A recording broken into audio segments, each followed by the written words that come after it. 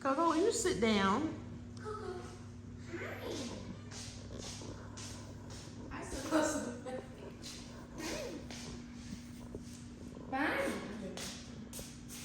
A relaxed Monday, coffee, and just relaxing, watching a movie. Watching family that prays. So this is Memorial Day weekend, or Memorial Day. And so Mondays are normally days where it's a reset, it's a recovering, because I spend so much time serving at the church, or this weekend I had to leave this Sunday. So maybe in one of my videos, one of the vlogs, I will show what that looks like. Just giving some insight of what that looks like to lead and serve. And so many people, they go to church and they don't recognize that if you're not serving, like, are you really growing? Like, if you're not serving at your local church or whatever church you attend, are you really, really growing? Like, there has to get to a point to where you actually do something that's not so much beneficial to you, that I guess that is tangible, but it's spiritual, it's eternal, that you begin to change and transform over time the more you serve people. So, but that'll be another vlog. But today, Monday, Memorial Day, I'm just sitting here thinking about all of the soldiers and military service members that I serve with that lost their lives in combat, and how blessed I am to be here. And I don't take it for granted that I am here. Even though I've served, I'm still here. Many of those individuals that I remember,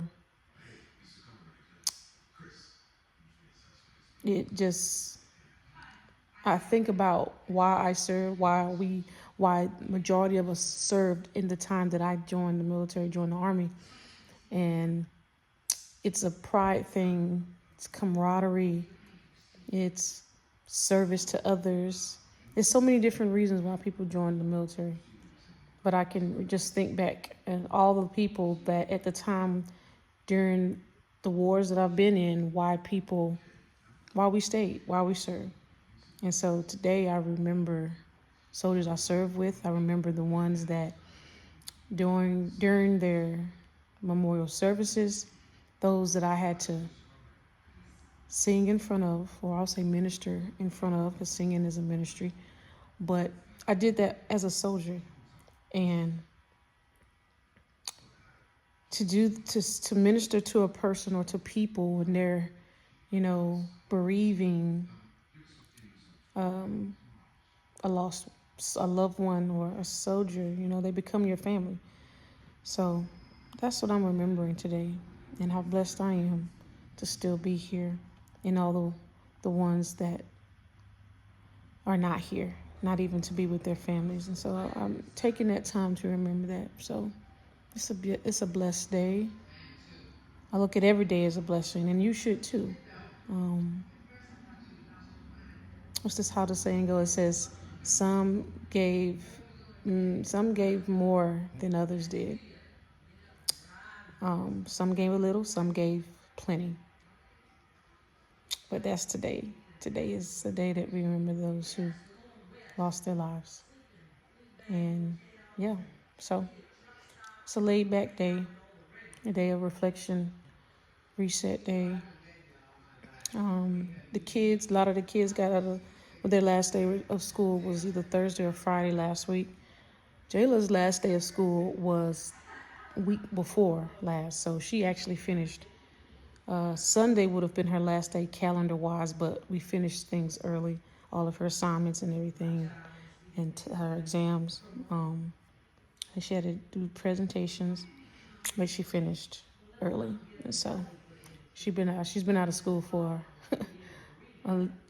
She got out of school ahead of those that live in the area where we live, or even her friends. So she's still sleeping because you know how kids do. You know, they'll. I had to think about this when I serve. Initially, she takes on that too, because when I serve, we end up having to go to church and be there at 4:15 because we live about 35 minutes away from the church, and so, you know, the blessing is that I get to homeschool her, and what that looks like is that it's not not a norm for her, which is a blessing that I'm even able to do that for her, is homeschool her. So her schedule, I remember during the school year there'd be times where I would have to go to church where, she's in dance ministry and they're on a break right now too. But it would be nights where even after dance rehearsal, she would still have to come home, and we may not get home till about 8:30, 9 o'clock, and she still has an assignment to turn in. And you say, well, maybe turning in that assignment early. Yeah, it's difficult sometimes when that particular day you may have 3 or 4 assignments, and so it's just a blessing that I get to do that for her, and how everything in my career worked out. I'm like, man, God is so wonderful in how he connects us to, his plan for us, if you just allow him to just steer your life. But I remember times when, before I retired, I was kind of pushed out of the military. I won't say, well, it was God ordained. So just the way that whole process happened for me, and maybe I'll tell that story. But the way I fought it, because I wasn't ready to retire, but it was something that God was doing. Once I allowed that to rest in my spirit, that I'm going to be leaving the Army. It's the way that it was all done, and the individuals that he put in place to help me navigate that out processing. So I didn't just get out and retire. Like, from the time I even joined the Army, I was a future soldier. And so that my timeline started for me. And in my background, basically, I've gone to school for many different things while I was in the Army. I went to school for many different jobs, but my entire career, it just so prepared me for every area of my life, that next step, that next level. And so fighting retirement, and then allowing it to be like, allowing myself to accept that it was happening, it just opened up the door for things, for God just to move, because I got out the way. And so it is just a blessing to be able to homeschool her and allow her to serve in the church, and, still be a kid, not miss anything. She still has her friends. And then we took a moment to stop traveling, because it seemed like every 2.5 years I was moving. And I know us coming here, moving to Texas, was definitely God ordained, because it was a place that I, thinking back to myself, I'm like, I would never come back to Texas. Well, coming back, learning what I've experienced so far is that when God sends you back to a place that you have, where you may have been a place that broke you, or where you experienced so much loss, or just you have negative feelings about, when he sends you back to a place, it is to do a work that he's called you to do, to conquer that which the enemy doesn't want you to do, right? And I've just been able to navigate that. Even my daughter being able to have dreams, and God showing her things, and then she tells me about them, and I'm like, God is showing her things about me and her being able to understand why we are here in Texas, and the childhood. And now everything that I do, I'm looking to God like, Lord, should I really let her know about this? And let her, but God is revealing that which I've experienced certain things, because when she tells me about the dreams, and she'll be like, Mom, you had your hair like this and you had a little attitude. And I'm like, but she's able to tell me specific time frames. And so now I'm able to go back into that area of my life and just tell her where I was, but she's able to see it because God is revealing that to her. So that just helps her understand her mom a lot better. And I know I'm probably rambling, but it's all connected. I just been reflecting today, because we work so hard and challenges. She's getting ready to go to 6th grade, and it's just beautiful seeing her grow up. She's a leader. She's strong. She's a warrior like a mom. And I always tell her, I'm like, doesn't matter who is not there to support you. What matters are those who continue to show up for you. And so she'll say some things to me, and, and I'll be like, that was very profound of you, or very profound thought, or, comment. You said something there. And she's like, I know, Mom. So I think she said something one day. She was like, Mom, times where we didn't have a lot, or we didn't have the money to do certain things. And I was like, yeah. She was like, but I've never gone without having food. She's like, Mom, I've never not had food. I may not have had everything I wanted, but I had everything I needed. And I'm like, as a parent, there's things that you hope that when you talk to your child, and when they're in those years of, where you're hoping that they're retaining the lessons that you're teaching them, or just life in general teaches them, you hope that sticks to them. And even though they may not, even though you ask them a question and they respond, it's when you get they talk about how they are reflecting on different things in the moments, and they let you know that I was listening, Mom. Or something happens and another teacher, or like at church, or it's a lot of leaders, they'll be like, your daughter's a leader, she's this. And that's a good reflection. That's a reflection on you as a mom, especially as a single parent. So when she says things, and I'm like, she got it. And when others can see that, and so when others can see those great qualities and even the weaknesses, and they don't try to prey on those, and they just kind of build from there, that's what you as a parent hope for.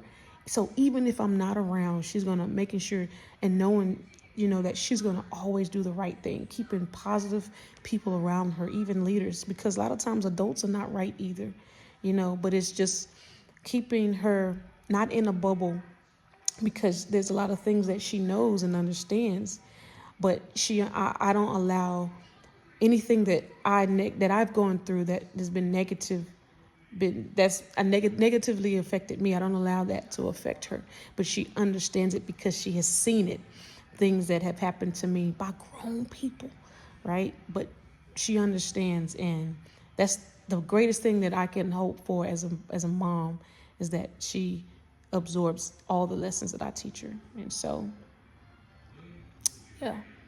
So today is just a day of reflection, and I'm sitting back. Also, I'm looking at my living room and my dining room area, and I'm like, I am so trying to figure out what I'm going to do for this child's birthday. But I'm like, man, I don't have any curtains up, I don't have any drapes or anything up, and I'm trying to put art here, little things, and just thinking about what I can add to the space.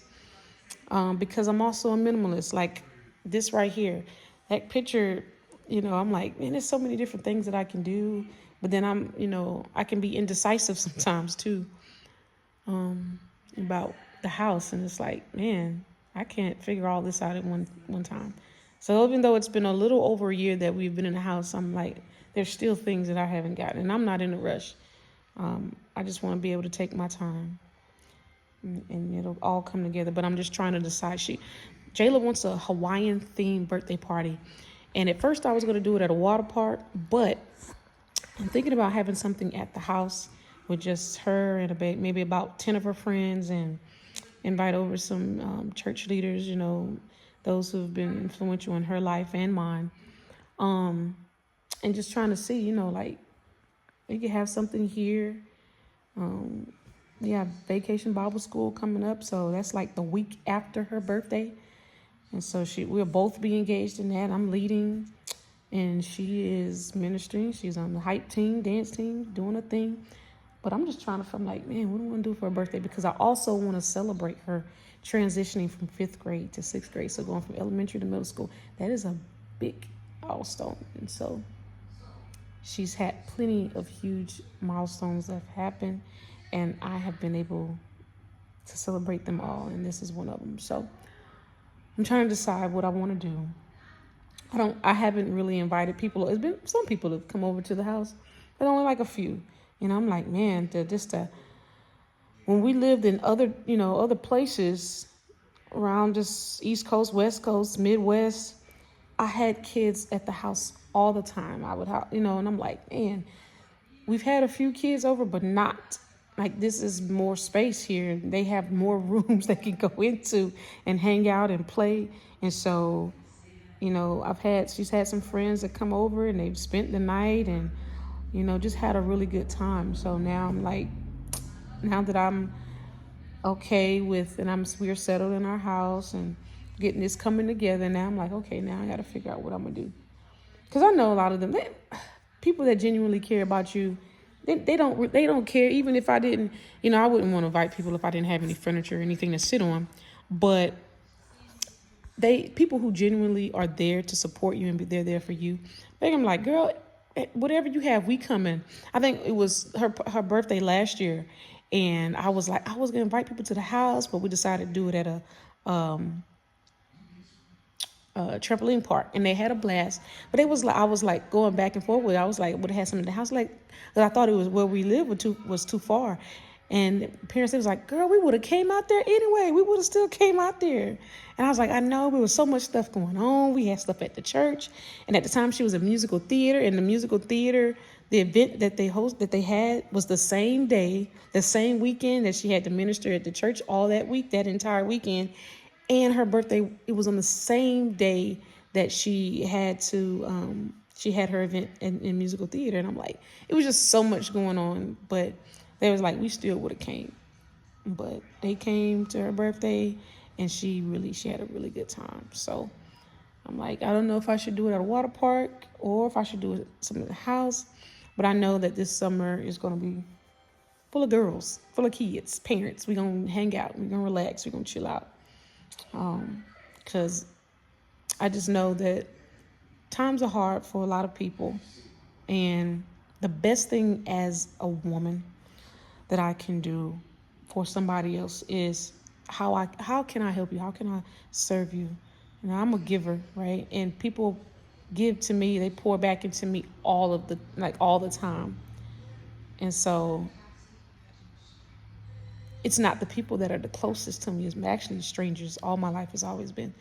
So just thinking about what I can do and continuing to serve, to continue to give, to allow people to have that space to talk about maybe some things that they wouldn't talk about in other circles, so Monday's a good day. I'm gonna continue to watch movies and relax for the rest of the day, and that's it. Maybe Jayla will get up, maybe she won't, I don't know, maybe within the next hour, but I normally let her sleep. She was up early this morning, about 6 o'clock, so I'm gonna let her relax a little bit and she'll wake up. So Jayla woke up. She came downstairs and she's like, Mom, I didn't go to bed until 6 this morning. Well, she went to sleep, but woke up and didn't go back to sleep till 6. So, yeah, like I said, this is a reset day. We're going to relax for the rest of the day. I cooked some lamb, and I actually pan-seared and I oven cooked lamb in the oven. So it's gonna be me. Jayla don't eat it. I will try to get her to try some, but I don't know if she's gonna do it. But I know it's me and the dogs gonna have lamb for the next few days. Lamb and rice and broccoli for them with that. So it's gonna be good. But yeah, until the next video, I'll see you guys later.